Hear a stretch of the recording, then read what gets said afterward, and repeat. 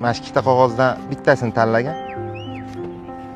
To'lab beraman. Hozir biz do'konga boramizda, maktab bozorga o'quv qurollar, kiyim-kechaklar olasan-da, pulni men to'layveraman, bo'ptimi? Kamronbek, xullas shu do'kon. Nechta daftar kerak, nechta ruchka, hamma narsasini aytsang, bitta yig'ib yuboramiz.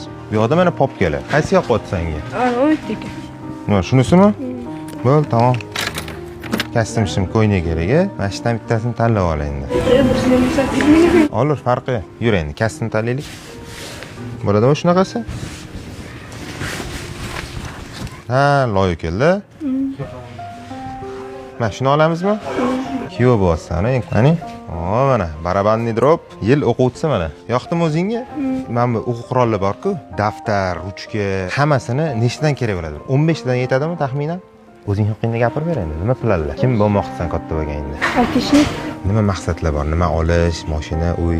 Birinchi o'rinda oyimni Makkaga jo'natish. Bizda bir oddiy sababchida, Alloh yuborganda senga mana shuncha qiynalgan, mehnat qilayotganingga bir yaxshilik bo'lib javob qaytyapti-da. Harakat qilishdan, mehnat qilishdan to'xtamagin-da. Undan ham zo'r bo'ladi chunki. Gelikda yurganingda bir eslab qo'yasan bizani.